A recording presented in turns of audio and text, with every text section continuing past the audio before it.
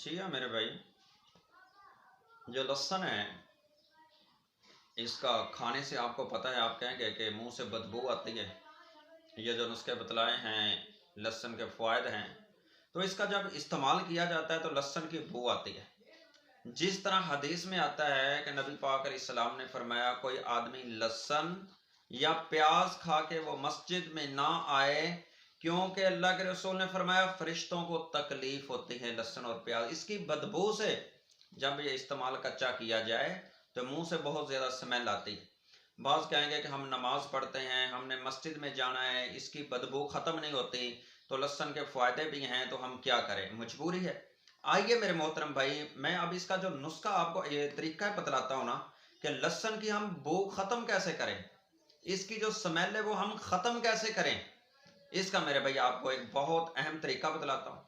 आपने अब इसको करना क्या है, लहसुन लेकर के इसके छिलके उतार करके और इसको आप पानी के अंदर भगो दें। पूरी रात ये भिगा रहे लहसुन, और सुबह इसको निकाल के आप किसी तरीके से भी इस्तेमाल करें तो इसकी जो बदबू है और इसकी बू है और इसकी जो स्मेल है वो ख़त्म हो जाएगी। आप लहसुन खाएंगे तो आपके मुंह से स्मेल नहीं आएगी।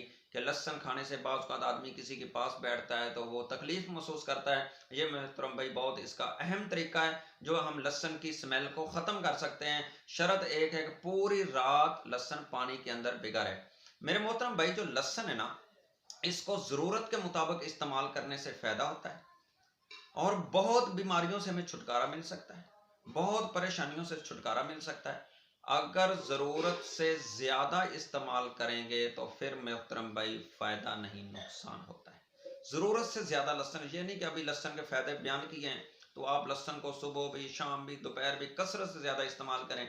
वो जो पहले हम इससे मैं नुस्खा बतला चुका हूँ ना, फालिज, लकवा और रीढ़ की दर्द का, और ये जो गैंठिया की हवा है, इसका जो नुस्खा बतलाया वो तो एक मरीज़ है ना, क्योंकि इसका मिजाज गर्म है, उसको इसी तादाद में ज़्यादा बतलाया। बहरहाल इसको ज़रूरत से ज़्यादा इस्तेमाल लहसुन को कभी नहीं करना।